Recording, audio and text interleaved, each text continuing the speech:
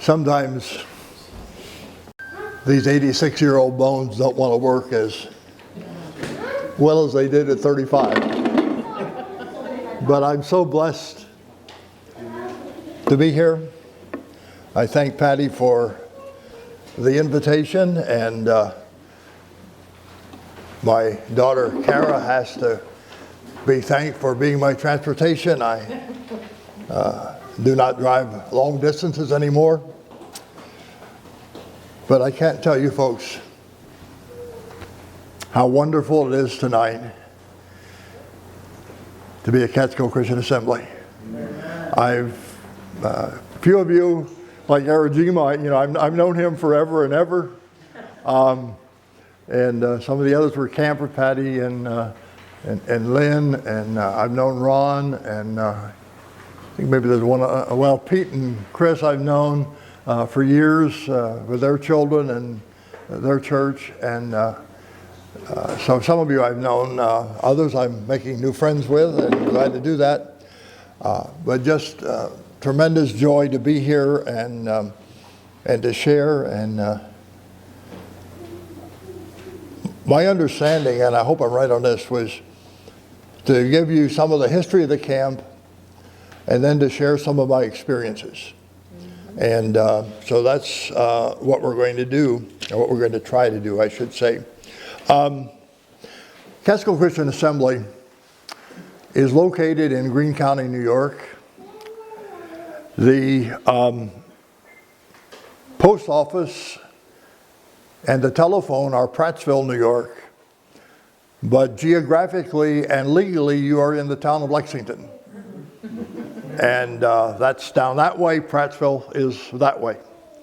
The most famous resident of Greene County, you've probably all heard the name, is a fellow named Mike Tyson. Tyson trained in Catskill, New York. Customato's gym is on the second floor of Main Street, and it used to be a yellow building. I don't know what color it is now. I Googled, is it gone now, Kenny? Okay. I Googled, when I was thinking about this, how much money did Tyson earn in his boxing career? I have no interest in boxing, don't like it. $685 million. $685 million. There is another lady that you may not know her by name, but you may know the part she played. Jamie Donnelly played the part of Jan in the original movie of Grease, and Jamie played the part on Broadway. And she lives back Spruceton Road. You come down the notch, road off to the right.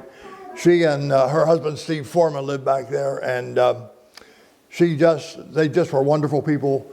And interestingly, my daughter Mindy, with whom we're staying in near Cooperstown, when Hunter Tannersville School did Grease several years ago, Mindy played the part of Jan, and Jamie was in the audience that night.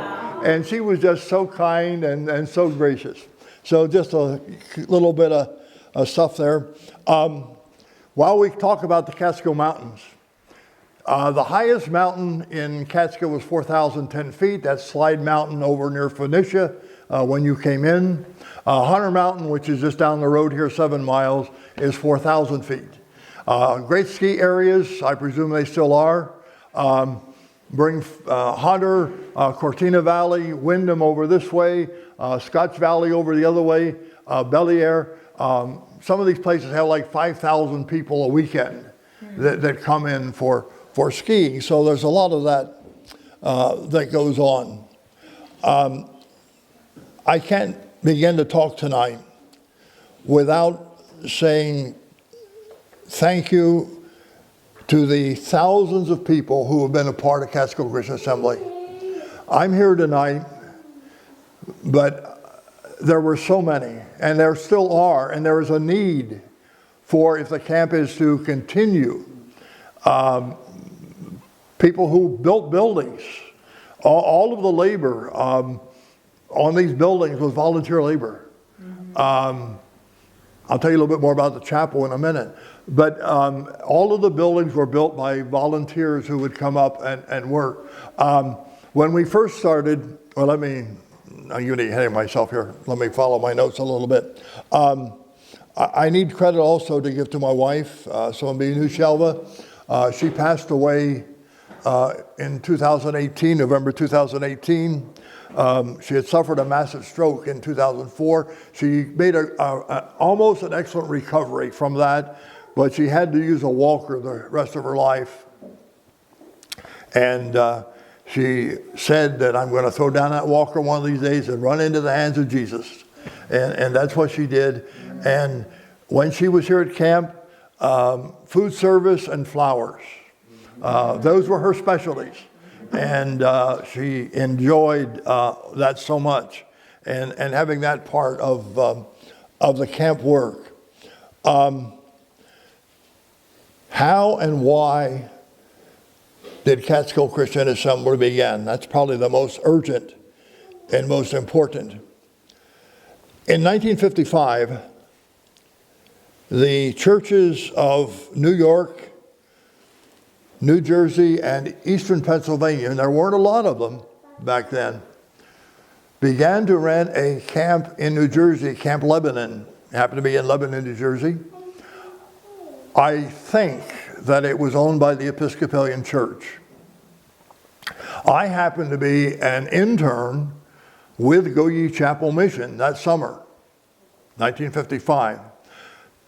I was studying at Cincinnati Bible Seminary. My home is Cincinnati, by the way. And the school always had a mission emphasis week in February. And I met that year Elmer Kyle. Mr. Kyle was the founder of Go Ye Chapel Mission. It's now known as Orchard Group, but its purpose was planting churches in the metropolitan New York City area. And Mr. Kyle talked to me that week, to the point that I ended up spending 3 months that summer working with him. My home church, a little church out on the western side of Cincinnati, the Delhi Church of Christ, supported me, gave me enough money to live here in New York for 3 months. Most of my work with Mr. Kyle was actually laying the concrete block foundation of the West Islip Church, it's now known as South Shore, Kenny? Okay. The first unit, they've added on to that since then. But that was most of my work, but I did get to work that week in the camp program at Lebanon. So I go back a little bit of ways here. I returned to Cincinnati in the fall of that year, and I met a wonderful young lady by the name of Shelva Peterson, who was a student at Cincinnati. She had come in the winter quarter, and you know how things go sometimes. And we married in March of 1957. I was finishing up my work, and I began preaching when I was 21 at the South Fork Christian Church in Verona, Kentucky. Little congregation, a rural congregation back then, 25, 30 people. The Stahl family were farmers, and they were most of the congregation. Got $15 a week for preaching. That paid for our lunch, was about it. But anyhow, that congregation now is in that area. I have not been back, but has had to have grown tremendously. It's running about 300. They built a new building, and all sorts of good things are going on down there. But anyhow, I was there for a year, and then January of 1958, somebody that I knew referenced me to the church in Corinth, Kentucky, about 50 miles south of Cincinnati. And Corinth hired me basically full-time, although I was still going to school. But it was a congregation of 100, 110 people. And so Shelva and I moved into the parsonage there. And we were there a year. Great people, wonderful people for a young preacher and his wife. And in January of 59, I should say when I left New York at the end of August in 1955. I had told Mr. Kyle that if I felt the Lord ever led, I would like to come back to New York. Well, in January of 59, Mr. Kyle calls, probably about midnight, because he did such a great work, but I don't know that he ever slept. But anyhow, if it was at midnight or 6 o'clock in the morning, it was Mr. Kyle. But anyhow, he said, we're going to be starting a new church in Glen Cove, and we're inviting you to come and preach.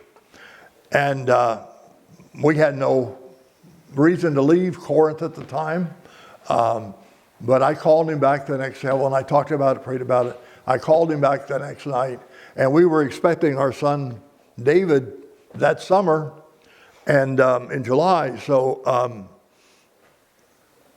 we agreed on the date of August 1, 1959, I would come to New York and begin work with Gilboa Chapel. And they had the plans laid, they had the property bought, they had the plans made for the Glen Cove building with the small apartment that is probably Sunday school or something now, or office, whatever it was. After we built the parsonage, it became office and classroom then. But anyhow, so here I am in New York. 1960, I'm at Lebanon, New Jersey as a part of the camp program, working with the kids. The water was polluted. It had been polluted earlier in the year, and no one had said anything about that. And that week, campers and staff began to get sick. And let me tell you, it was not pretty. Talk about vomiting and diarrhea. It was a member of the Hicksville Church, was the camp nurse. Her husband was a doctor on Long Island. And so as this began to happen, she called Dr. Rand and told him what was going on. And he told her, he says, call the New Jersey Board of Health and get them in there. And they were soon there, and they began to question all of us about all sorts of things. They want no food, et cetera, et cetera. And finally, it was that the privies were leaching into the water supply. I didn't get sick till I got home, and for about 3 days, you wouldn't want to have been around me. But out of that,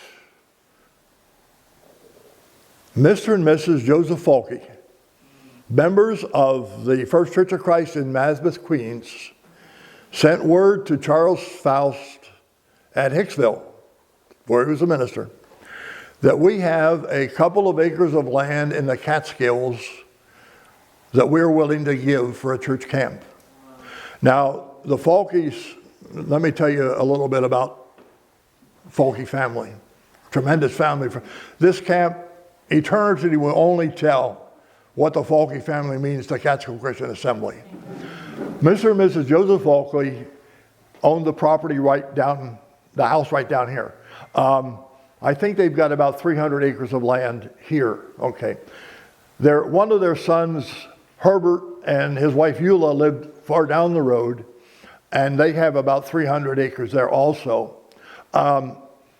Their oldest son, Donald, they weren't the oldest son, he was the second son. Donald and his wife Linda lived in the house. That house is gone though, isn't it, through the fire, Kenny? And then the youngest son, who is still alive, Johnny, lived in the stone house down there, Johnny and Donna. And then there was another son, Arthur, and Trudy.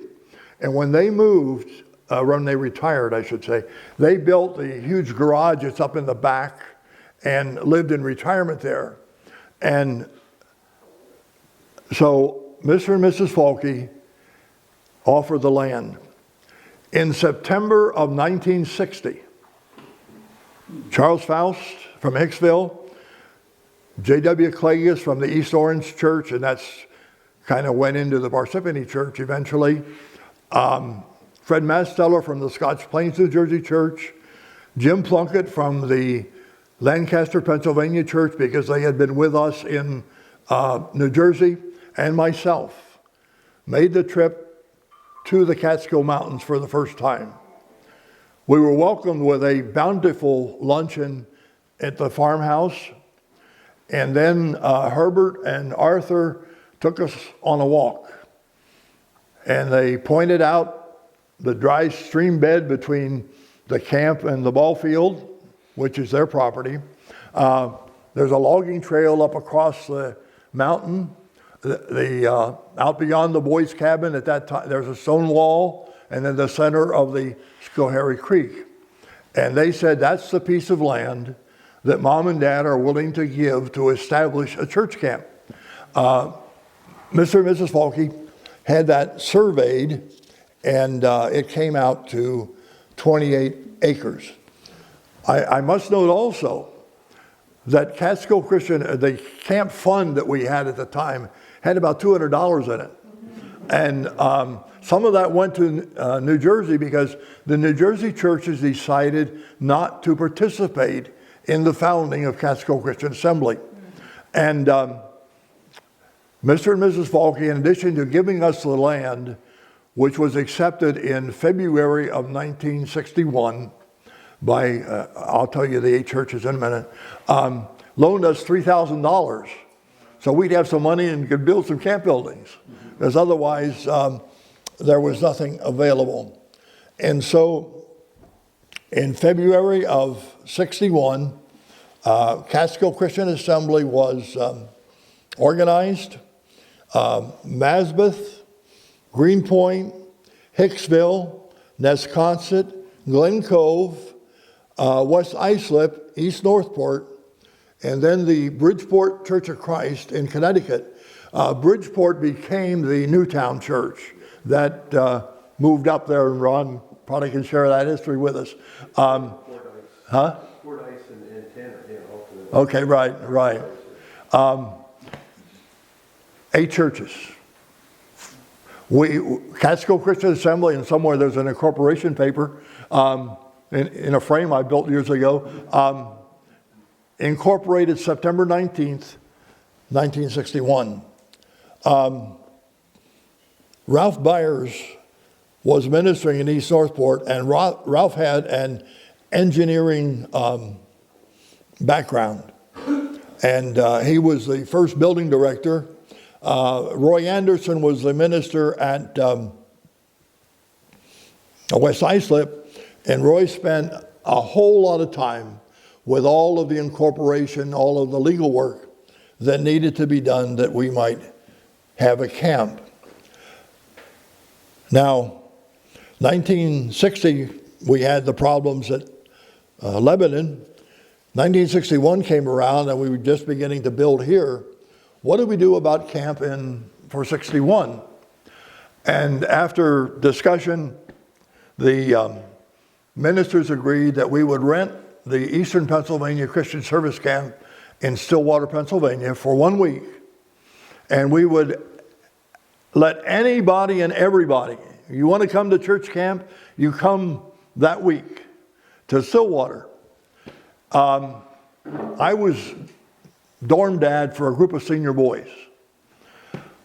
There were snakes all over that campgrounds. I mean, I've never seen so many snakes in my life. I hit the bed one night and stretched out, and my feet felt something cold and moving. I can tell you I was out of bed faster than I went in. Thankfully for those guys, it was a big frog and not a snake. But one of the memories, and so then by 62, we were here at Catskill Christian Assembly. We had about 50 or 60 campers down there. Anyhow, when this property was donated to the camp, it was a cow pasture. Finke's, and I think they probably have beef cattle down there now probably. They had a dairy farm at the time, and cows ran all of this acreage here. Arthur Rapelier, who was the father of Eula Finke, Mr. Rapelier lived in the little white house when you're going out, the first house on the right. Doesn't look like anybody's living there right now. He died in 1984 at the age of 94. And he told me that when he was 15 years old, this was an apple orchard.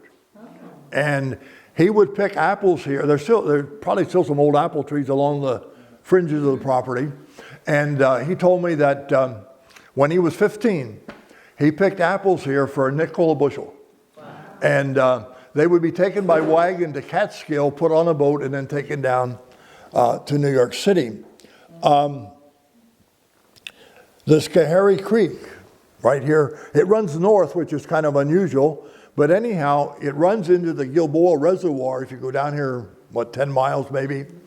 And a large reservoir. They say if you, on a clear day, if you really look down, you might see some of the old village that was flooded when they made the reservoir. But the Gilboa Reservoir water is piped 150 miles to the Silver Lake Reservoir on Staten Island and helps supply Staten Island with water. The camp is in the New York City watershed district, which when we enlarged the wastewater treatment facility in the late 70s, we had to be inspected and approved not only by the State Board of Health, but also an inspector from New York City Water came over and made sure everything we did was in keeping with their regulation. Marvin Howard lived in what is known as Little Westkill, and that's, if you go out to the camp and you make a right and go back up in there, there's just a few houses up there, but that's known as Little Westkill. And Mr. Howard, after he retired, moved over closer to Oneonta. But he told me that in 1935, in the Works Progress Administration program for the Depression era, purchased the fishing rights in the Schoharie Creek. So that's public fishing. There used to be some signs around, they may still be there. But anyone can go in there and fish. I don't know how it is now, Kenny, but they used to provide trout. They would dump trout in and provide trout for fishing in that area. Herb Falke told me that someone had once told him there was a lead mine on the mountain, but he had never been able to find it. Well, I'm talking about, this is known as Kip Hill. Valai Mountain is next door. The buildings here are about 700 feet elevation. The top of the Kip Hill is at 2,200. So if you're climbing here to the camp, you're climbing at an elevation of about 500 or so. The area down around the bridge when you come in off of 23A, that's known as Mosquito Point. And I don't know how it got its name, but anyhow, when we first came here, right at that corner where there's a house trailer there now, Claude Rapouillet had a little store, like a little convenience store, you know, and we would buy, you know, odds and ends there as happened.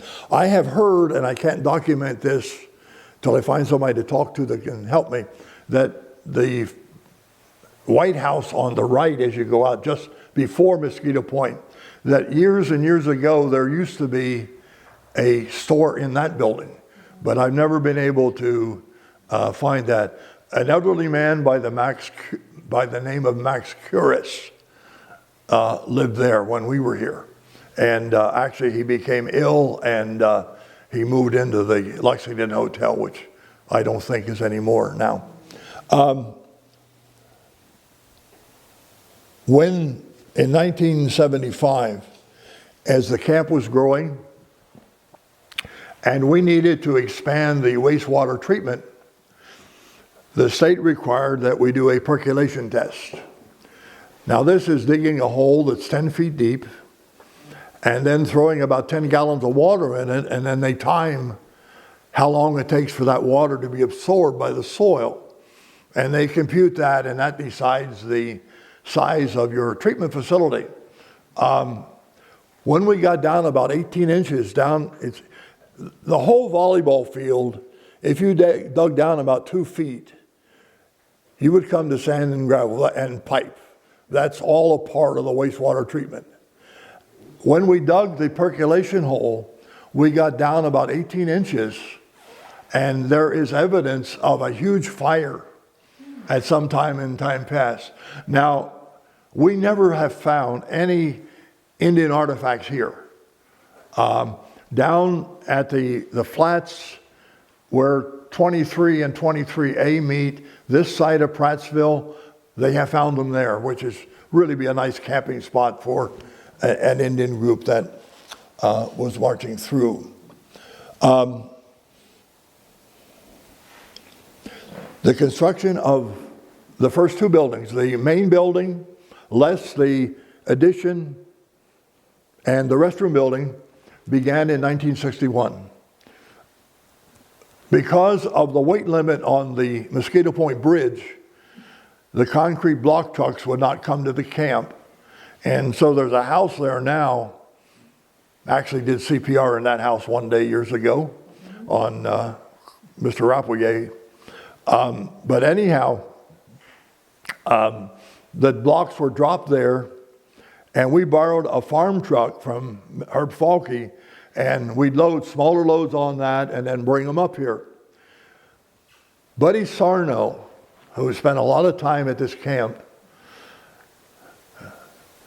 told me one day when I was visiting with him, and it's been substantiated by others, that we didn't have the road all the way up, and we couldn't get the farm truck up around with the blocks. We dropped them down here at the top of the hill, and one by one, the workers carried the blocks from there up here so that the men could lay them on the building. Okay. When the building was being built,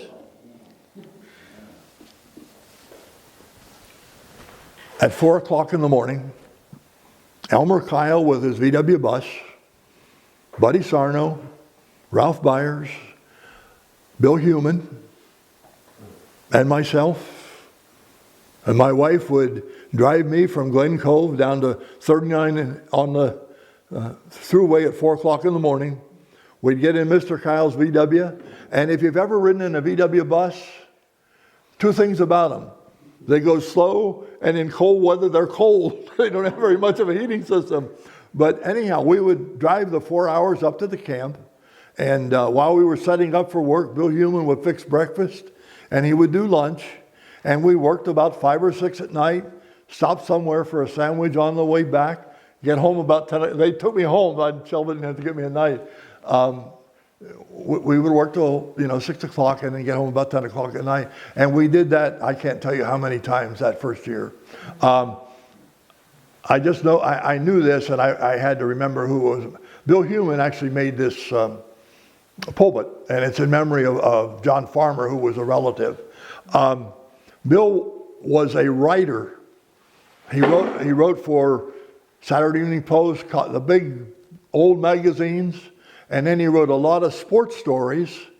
And in his later years, he became the minister of the East Northport Church and made a tremendous commitment of time to the camp. And I can mention it now rather than a little bit later. When we were trying to raise money for the camp in those early construction days, Bill formed the Long Island Christian Dramatic Society, and he would write original plays. And if you're familiar with the East Northport Church, it has basically a professional stage area. And there were a number of people that I don't remember now exactly how many plays, but probably 5 or 6. There were several that the Dramatic Society put on, and the proceeds from all of that was given to Catskill Christian Assembly for building programs. For any of you who might be interested in building, when we built the main building, we didn't have electric. Mr. Finke brought several sharpened saws. All of those 2x8 rafters in that main building, in the dining hall and kitchen, were cut by hand. Wow. A lot of strong guys in those early days. The first camp weeks then were held in 1962. The registration fee, $15 a week. Changed, hasn't it? Charles Faust was senior dean. Senior week was first week that year because it was felt there was still a lot of things that needed to be done, and the kids could, accomplish more than the little guys. The girls slept over the restroom building, and if I remember right, that roof actually was finished up after the girls were there. The boys' dorm was in the dining hall. We had some heavy curtains that we had gotten, and the first part was dining hall, the second part was chapel, and the third part was boys' dorm. Wow. The floor was gravel. Not all of the fireplace was up. There were tarps over that. The floor for the dining hall was poured Memorial Day weekend of '63. And by '63, we had one cabin up in that area, and that was boys, and the girls used the dorm in the dining hall area.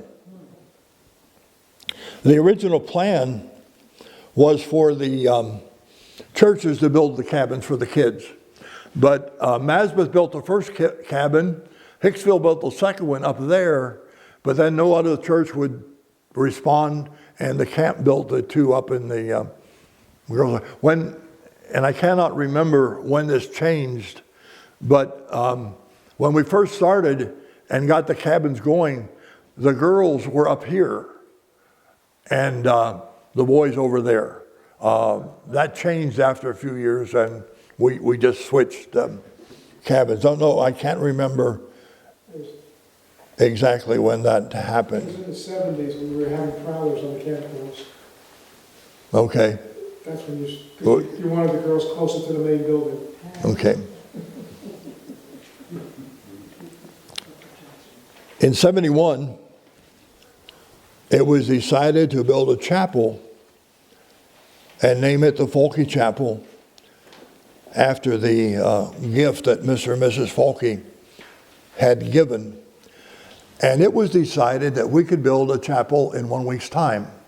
The slab was already down, and we had workers scheduled to come in on, Sunday night and Monday morning, and they would work till Wednesday night. And we had another crew coming in that would start Thursday morning and work until Saturday night. And the hope was we would have worship in here on Sunday morning. That happened. We started Monday morning, and we had a pencil blueprint of this. And Larry Smith at Nesconset, minister at Nesconset, had been telling me about this builder he had in his congregation named John Vion, and he was trying to get John to come to camp. Well, as I was beginning to lay out the building, Larry and John pulled up. After introductions, John saw what I was doing, and he said, "Would you mind if I do that?" Well, never mind if somebody can take over your work. And John did in about 10 minutes what it would have taken me an hour. But those of you who knew John, he passed away at a young age in '96, and he was only 56 years old. He became our building director for the rest till about '92 when he moved to North Carolina. Incredible, all of the buildings, the addition there, the renovation of the restroom building, the house, are all a part of his leadership and his skills. And anyhow, this building was worshiped in pretty much as you see it today on Sunday morning. The steeple was built by Fred Demarest, another name that you need to remember from Catskill Christian Assembly. Fred built the steeple in his basement workshop in Hicksville and brought it up and put it together. Just at the time we were building the chapel, they were widening Broadway in front of the Hicksville church, and the men were afraid that the widening and the digging in that might affect their steeple and this 400-pound brass bell that was there. And so they offered it to the camp. Ted Gladding, who was, I'm not sure where Ted went to church, Wisconsin, maybe, I'm not sure now. But anyhow, Ted worked for Lilco, and he knew about block and tackle and, raising high things and all that. And he got the equipment from Lilco to take down, and had some men help him, take down the bell and then bring it up here and raise it into the steeple where it, still stays today. So that was one of the major projects at that time. The first church service actually happened in the summer of 1961. It was held on the road down by the Finke house. That organ was played.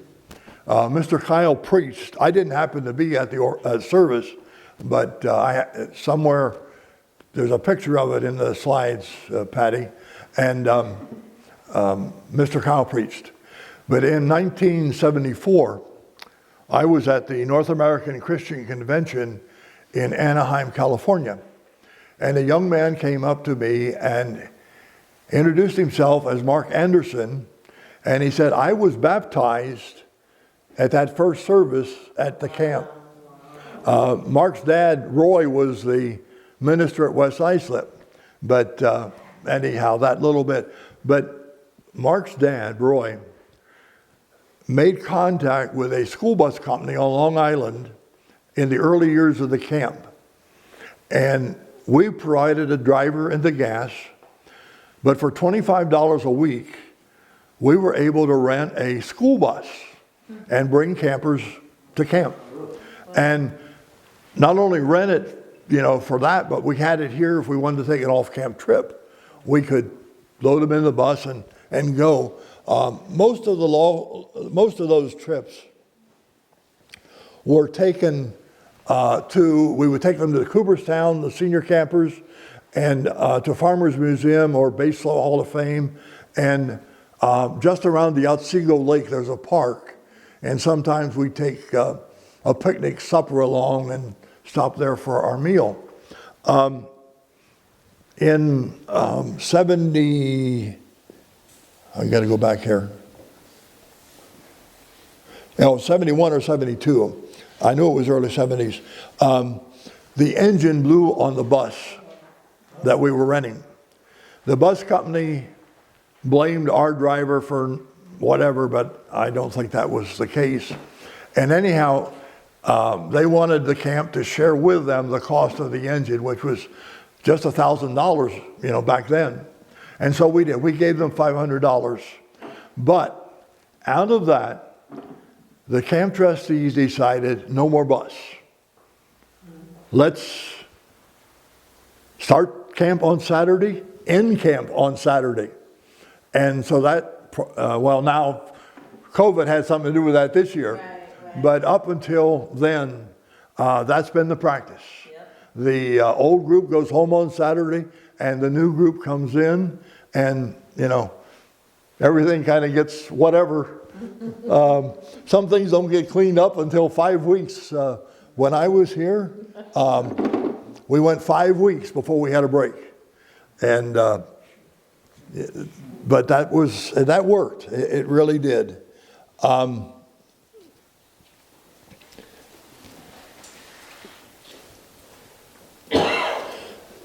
About 49 years ago, down at the Herb and Eula Finke, they found an orphan fawn one year, and Eula mothered it, made a red vest for it when it was hunting season, so the hunters would leave it alone. Tammy was around here for several years, and I have a picture in our family archives. Our little daughter Mindy, who's now 51, was probably 3 years old.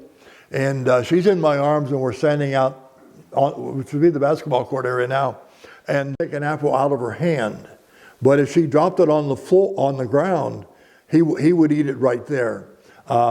We think somebody got him that deer season, but anyhow, we had that experience with him.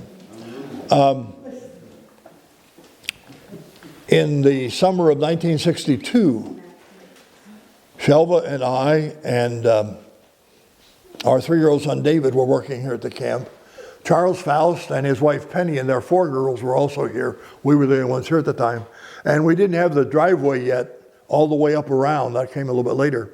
So we came up the hill and then up by this side of the restroom building and parked our vehicles on this end of the dining hall.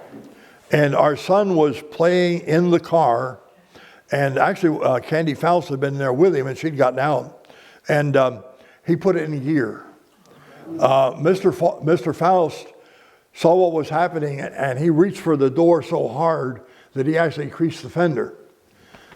The car went back down, made a turn at the first pine tree at the edge there, and they had those concrete block walls at the entrance to the restroom.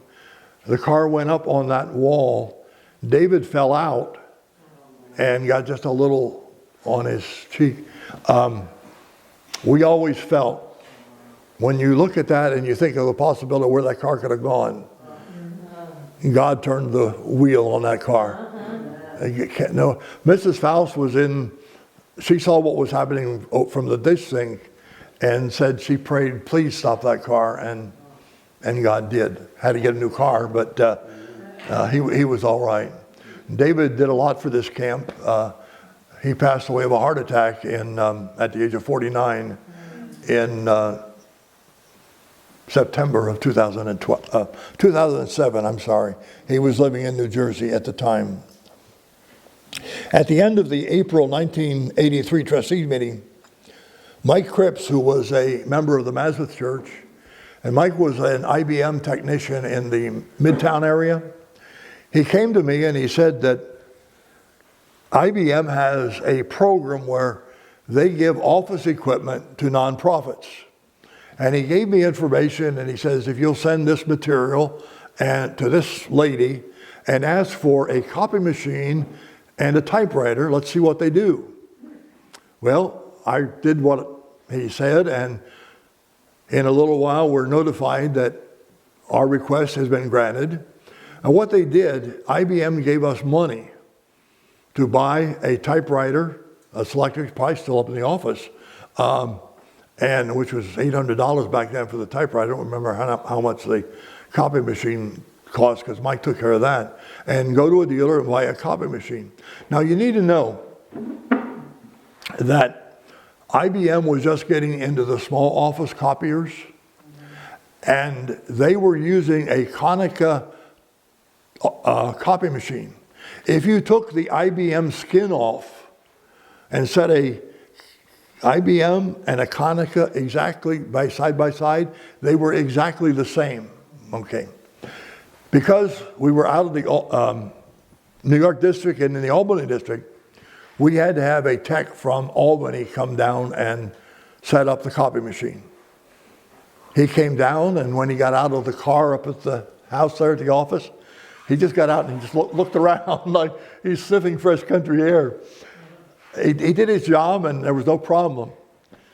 When he got back went out to get back in the car, he looks around again and he says, if you ever need service on that copy machine, call Konica.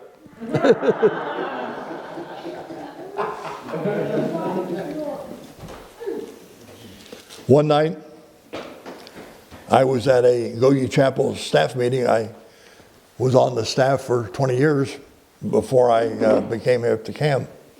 And we were at Mr. Kyle's house.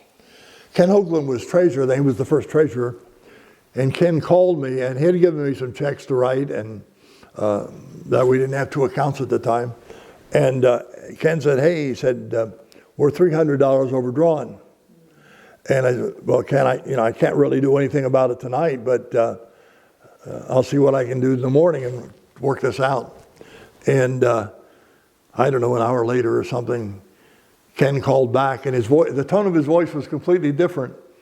He had been working on the books, and for the first time, he had a $1,000 deposit in the ledger, and he had overlooked $1,000. So back in that time, I remember one Saturday, a young teenage boy went up to his dad after camp and said, Dad, I love you.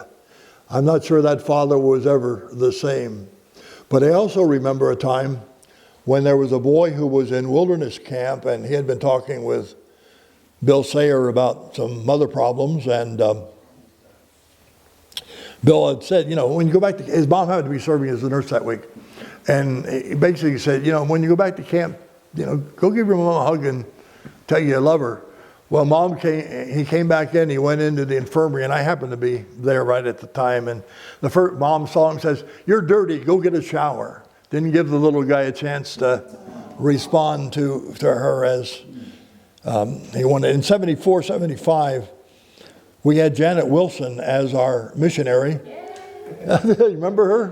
No, what? Janet was associated with the College of the Scriptures in Louisville, Kentucky. It is a black preacher training school, and Janet was black. What a delightful, she was in her early 70s, grandmother. She had more energy than any of us had, and this mountain rocked with the Negro spirituals. She was here the whole summer, and we just had a delightful summer with Janet. So you remember that? Kenny would remember that too then. Yeah. Oh, how great. I remember one year Dick Bourne was dorm dad, and that was when the junior boys were still up there. And we had a vicious thunderstorm through the night here. Some of the thunderstorms can be really wild here in the mountains. And the next morning, we asked Dick how things had gone during the storm, and he says, "Well, I had a dorm full of junior boys that tried to get in bed with me."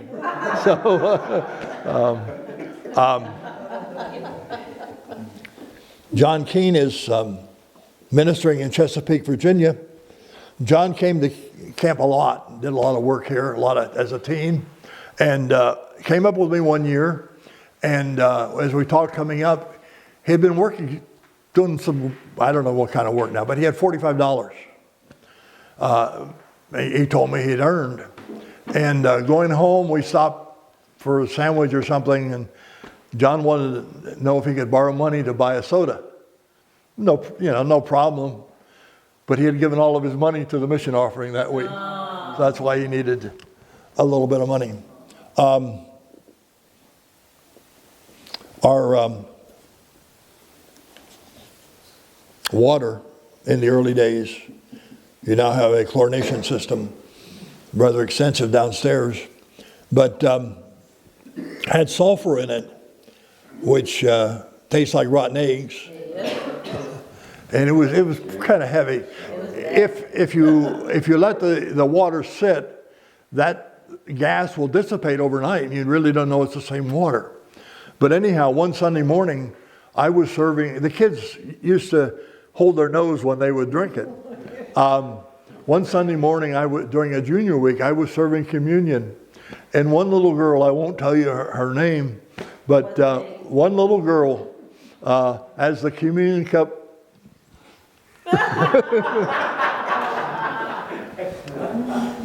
Another communion, an elderly man, he and his daughter were here for a family camp. They came several times. And he asked me if I could have some prune juice on hand for medicinal purposes. No problem. And anyhow, there was some left over.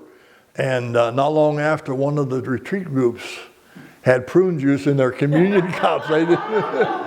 So anyhow, little humorous. In 1990, I think it was, we completely redid the driveway. We regraded it. It's hard to believe when you see it now. The rains have washed and will wash. But we regraded it. We coated that with oil. And then a couple weeks later, we oiled it again and put gravel on it.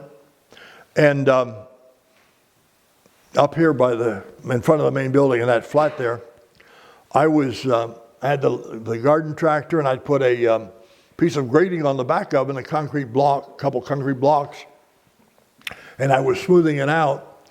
And Ray Cody thought he would help me a little bit with the weight, and Ray stepped on the grate.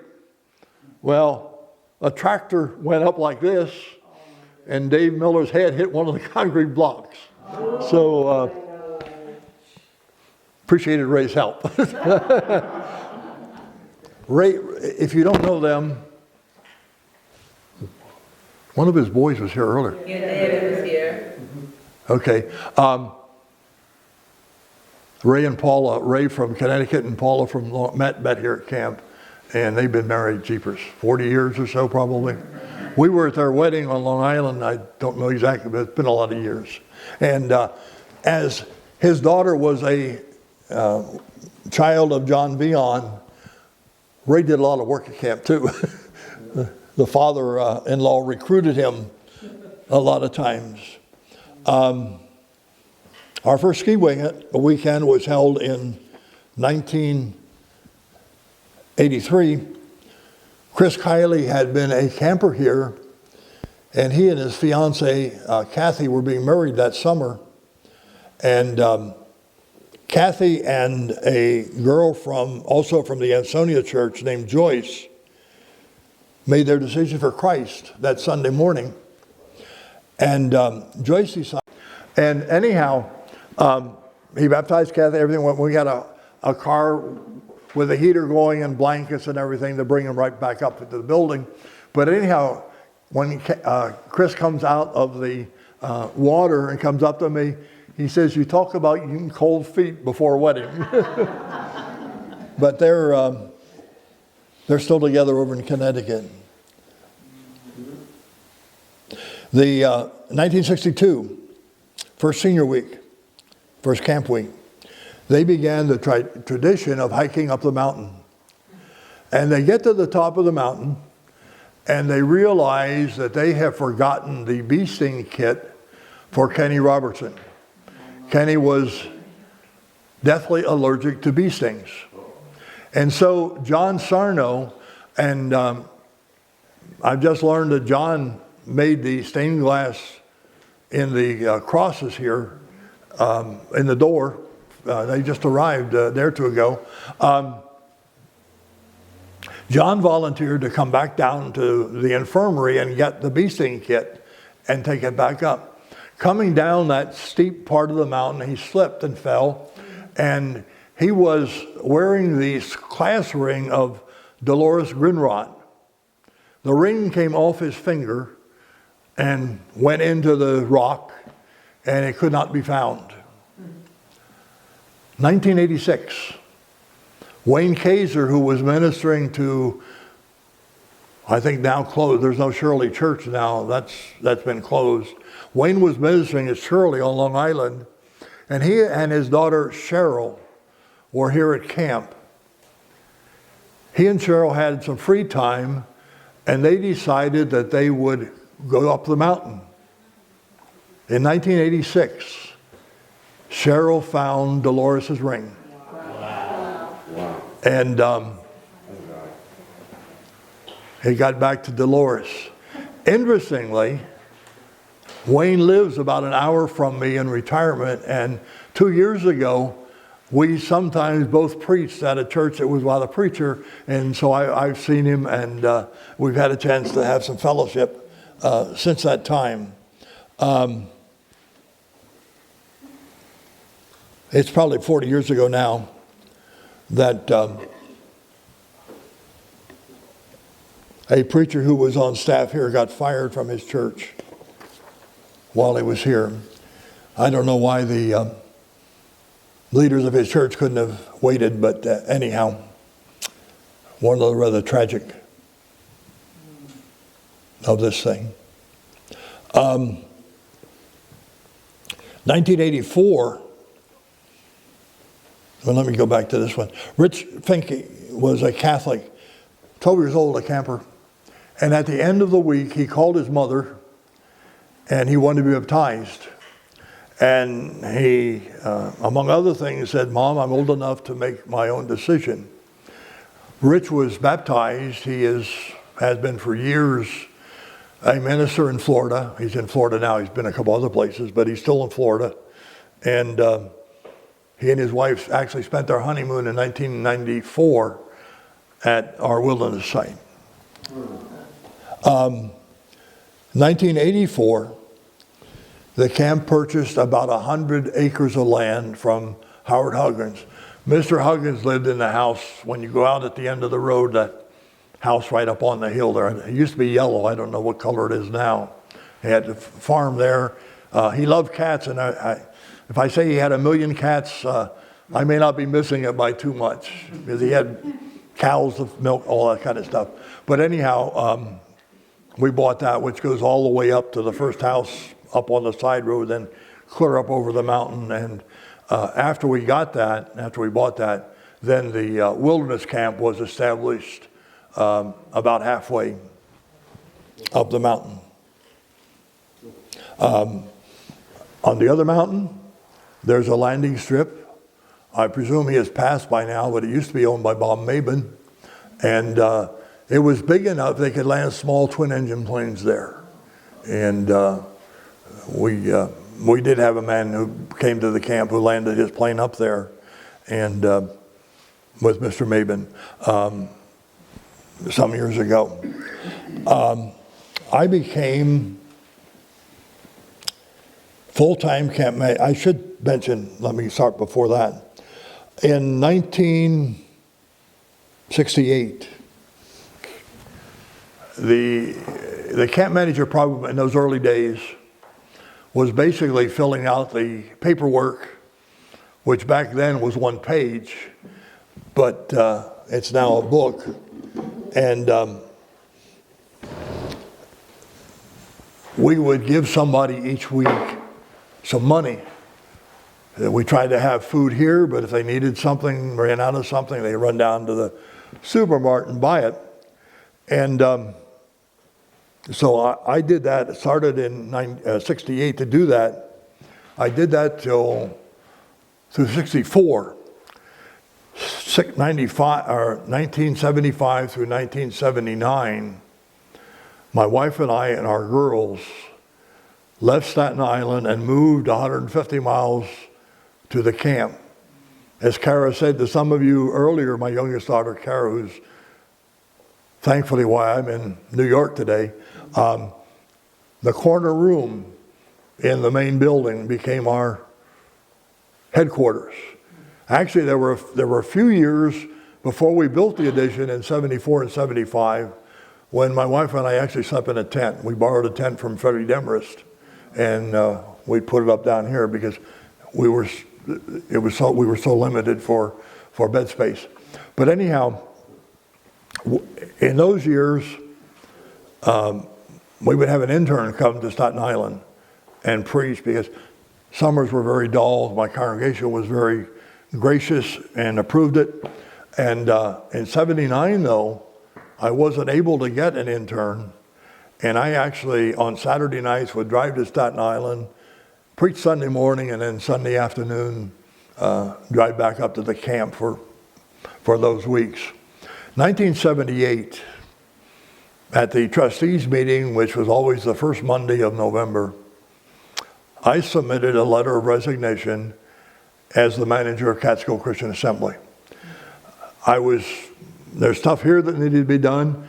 There was stuff at the church that needed to be done. And as you all know, you can't be two places at once. They refused to accept my letter, first of all. Second of all, they appointed a committee, and they appointed a committee of men who were very active and interested in the camp. We had and what was set up was, we will meet with you, the committee will meet with you in January. 2 weeks later, the committee will meet with the body of camp trustees, and we'll see where we are. The committee had a brief meeting after the trustees meeting, and I was asked at the January meeting, bring us a list of what you do for the camp.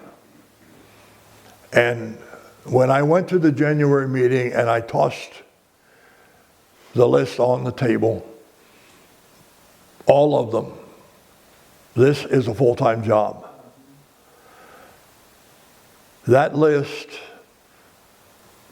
and probably it was the same for Kenny, became my job description for 14 years.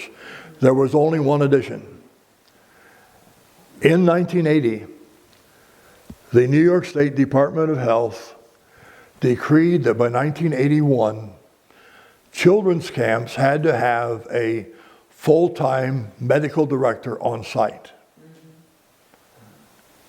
That winter, 1980-81, I became an EMT to fulfill the state requirement for the camp. But the town found out I was an EMT, and so I became a member of the Town of Lexington Rescue Squad. Kenny has done better than I did. He's become an instructor. I never did that. But anyhow, that fulfilled the state requirement for the rest of my time here. But because, and I held various offices, a captain, I was a training officer, treasurer, first lieutenant, I'm not sure, of the rescue squad down here.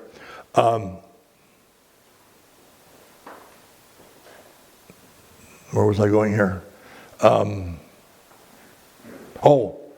Because of my involvement in the town, in 1983, I was asked to run as town supervisor. Oh, wow. Kenny Becker, who had had it for 8 years, decided to retire. And I at first said no.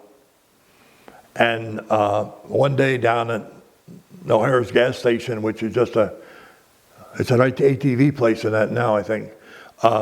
One of the political leaders in town caught me, and we had a long conversation, and I decided to run.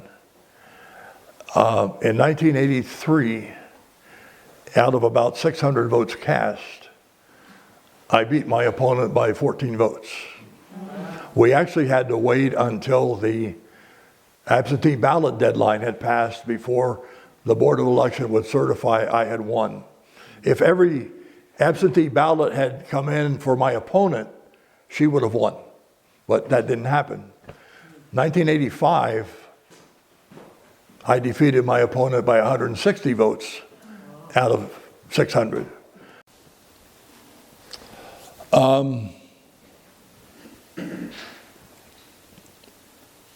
One year, a couple crazy things, but one year Dave Fischler was head cook, and Teresa Raup, who was a precocious 12-year-old, walked into the kitchen.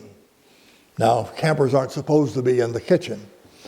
Anyhow, Dee told her that, and Teresa says, "It's okay. My grandparents know the big guy." Her grandparents, Bill and Marion, were very active in camp. Friday afternoon, I don't know how it is now, but back then it was always a softball game between the faculty and the campers. And I used to try to play in those right up till I left here at the age of 59. But anyhow, I was a little late getting down there, and one camper shouts out, "Here comes Mr. Miller, let's call it the old timers game." Another time, if you knew me back then, I'm a Pepsi-Cola guy. I tried to make them number one. I never succeeded. I had a Pepsi-Cola last night at my daughter's because I didn't want anything else. I had water and some sort of iced tea I didn't want. I have about 2 a year now.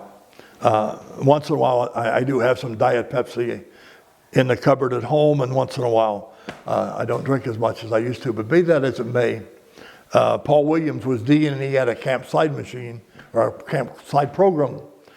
Here's the Camp Pepsi machine over by has the same personality as Mr. Miller.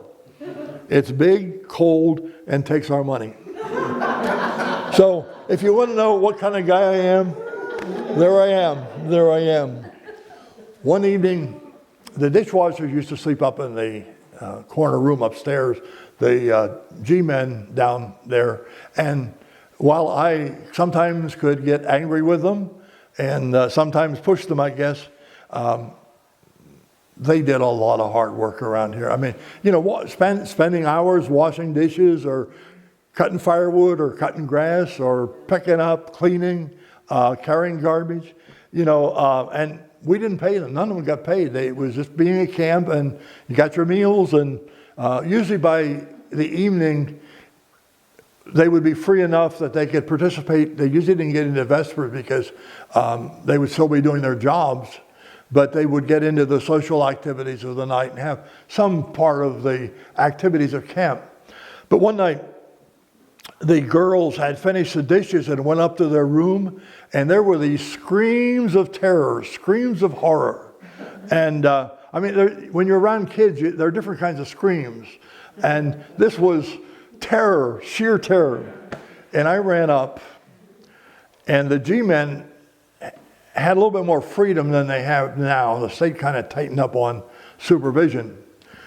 But they, through the week, when they're down at the creek, they had caught frogs and crawdads and all sorts of stuff. And they had, and I don't know when they had done this, but they had gone in there and they had tied those legs to these beds in the girls' cabin. And Danny Freeze was one of the G-men. And what we were talking about later, Danny said, "I thought we were gone until I saw Mr. Miller smile." All I can say, the room got a thorough scrubbing that night. One year, a senior camper, this is back about 71 or 72, and she was new. I can't remember her name or where she was from even now, which is probably just as well. But anyhow, the girls in her cabin kept complaining that they were missing jewelry. And they were complaining because their cabins, stuff is open out. One time, Steve Carlton was our New York State health inspector the last several years that I was here. And he was a good man and a fair inspector. But one day he was here and we were walking to a girl's cabin, and it was a mess. I mean, it really was a mess. And I made some comment to Steve about it, and he said, "It just looks like every other cabin I expect." So I guess, but anyhow, we had this problem with the stealing of that, and it was going on midweek. The girls kept complaining. And so some of the faculty, Charles Faust was dean, and some of the faculty got together and, what can we do? And I said, well, look, I'm sure, I hadn't seen the suitcase, but it's not hard to open suitcases. I've had some experience at that. And I said, I can go and open her suitcase, someone go with me and go through it, and we'll see what's in there, And I just told Mr. Faust, I said, you just keep the campers in the chapel, make sure nobody gets out. So I took the dean of women, or the dorm mom that week, in that dorm with me, and we opened the suitcase. We didn't find jewelry. We found birth control pills. And we never did, I have to be honest, we never did find the jewelry. Whoever took it, how much ever was missing. That was, once in a while there'd be $1 or $2 missing, but nothing major like that. But that was the only year in all the years I was here that we ever had that. We had another interesting experience with Lost and Found senior week. It wasn't the same, it was much later. But Dick and Terry Hollis ministered for several years at the West Islip Church on Long Island. They had two daughters, Terry and Debbie, who were pretty close in age, and for 2 or 3 years were in senior camp together. And when that would happen, Dick would come and work with the campers as faculty, and Juanita would work in the kitchen. And this year, they're here, and on Saturday, as everybody's packing up to go, Terry comes down and she says, Mom, I can't find my robe. And Juanita said, I told you not to bring your good robe. You should have brought the old one. Well, anyhow, she leaves without the robe. And I can guarantee you that that robe was not in that dorm, because every year, as I mentioned a little bit ago, we went 5 weeks. We started with senior work week, and then we did junior 1, 9, 10, 2, 11, 12, intermediate 13, 14, then 15. And then we stopped. Everybody went home. Sometimes I'd keep 4 or 5 kids here with me to help clean up, but we shut down what we could shut down, close up, and take the weekend off. And well, I was preaching for 2 little churches here the last several years, but anyhow, Monday morning we'd start cleaning. And so we would have been in that dorm the next week. First Chance Camp then would start that Thursday and go to Saturday, and then we did Peter's Week and Family Week, then ending up the year. And then at the end of Labor Day, there was another cleaning. Then at the end of the season, I went through all the dorms before they were locked up for the winter. In the spring, either I or others would have been in those dorms cleaning. Next year, first day of senior week, Terry comes down, Mom, my robe is hanging in the dorm. So whether somebody had a guilty conscience, brought it back, I don't know. But anyhow, Terry got her robe back. One day going back to the early 70s, just as the senior high campers were going to bed one night, somebody hollered, there's a man going toward the girls' dorm. And 5 or 6 of us took off chasing a guy, and he ran out into the woods over that way below the dorm, and we found him sitting up against a tree. We knew that there were 4 young fellows, early 20s probably, camping over on the other side of the creek. That's public land. They can camp there if they want. They were from the city. Someone from the camp had been talking to them earlier in the week, so we knew they were there. I got the guy, I brought him down into the dining hall, and I called the state police. And I said, we have this guy trespassing, we want to have him arrested. And the state police said, look, we've got an accident. They didn't have a substation on the mountaintop at the time. It'll be a while before we're there. We have an accident, we're investigating. I said, okay, we're here, and we'll stay up. Well, we talked to this guy, and he was looking for his buddy. They had been up on the mountain and come down, and so his buddy was somewhere up above the girls' cabin. So I sent, I don't know what the faculty was now, but I sent John Jackson. John is the minister at Central Islip now. John was in the group. And anyhow, John finds him laying in the grass. I don't know whether the guy was on drugs or alcohol. There was something in his system that was not normal. And anyhow, we bring him down. So we got 2 guys for the state police. And this guy, he's kind of belligerent. I know karate. He can take on him. I didn't tell him. It wouldn't go on his record. He'd just get a slap on the wrist. Saturday of that week, as we're closing our prayer circle for Family Week,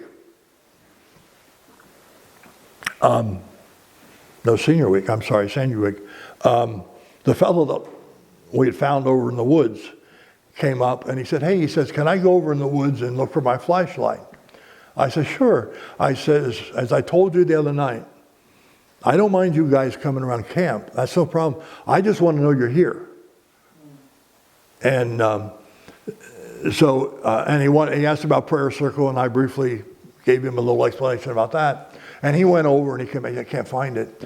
Well, back then we didn't have electric in the cabin yet, so everybody had flashlights, and there were always flashlights left here. And I had a box of them in the office there, and I went in and got the best flashlight I had, and gave it to him, made sure it had some new batteries in it.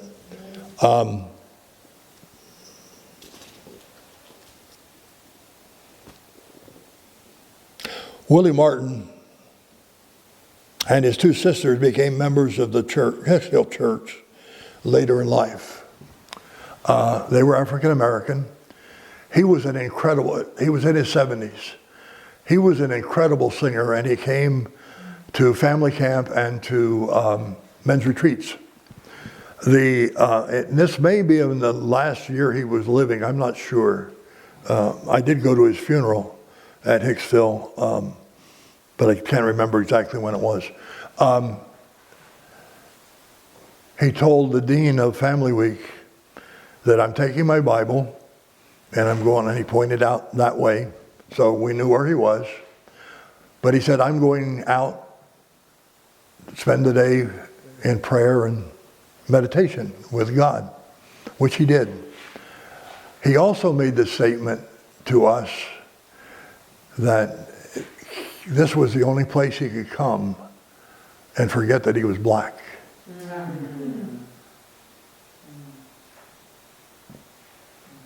And but he was a great man of God. He was a great man of God.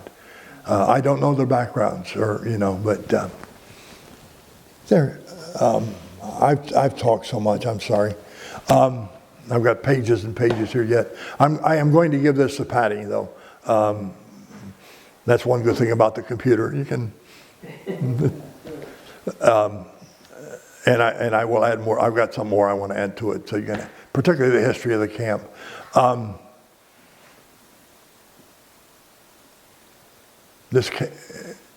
There have been. I'm sure we would be up in the thousands of campers through the years now. 60 years. 60 years. God has blessed me to allow me to be around and aggravate people that long. For those of you who don't know me, I'm 86. I am still preaching every Sunday. I preach for a small church, about 18 or 20 people, way out. It's a rural church in Ohio, 9 hours away from here, where I live. We moved to Ohio when we left camp in '94, and I began preaching then for another church for 22 years. But we think often,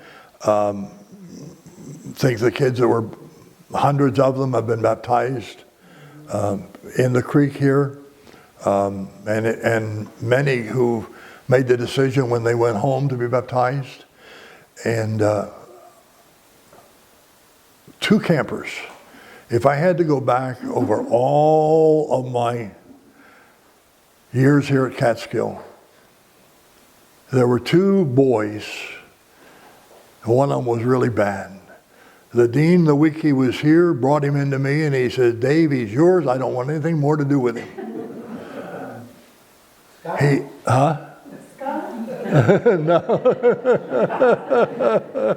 No. No.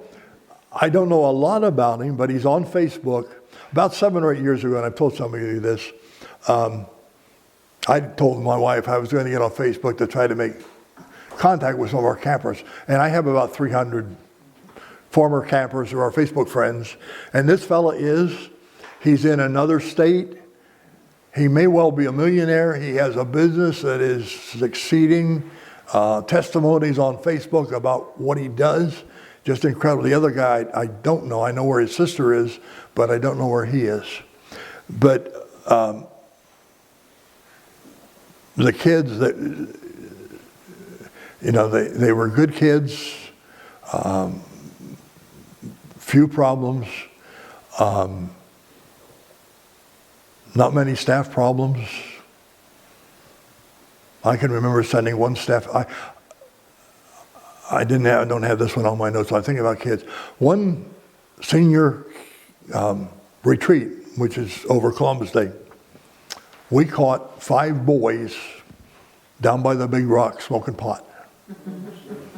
We didn't have any policy about pot smoking. So again, a handful of us got together, and what we decided was, you're going home, but you can come to the next event, your age. If You do this again, you're gone. You're off permanently. One of those guys has a doctorate and just retired from a career.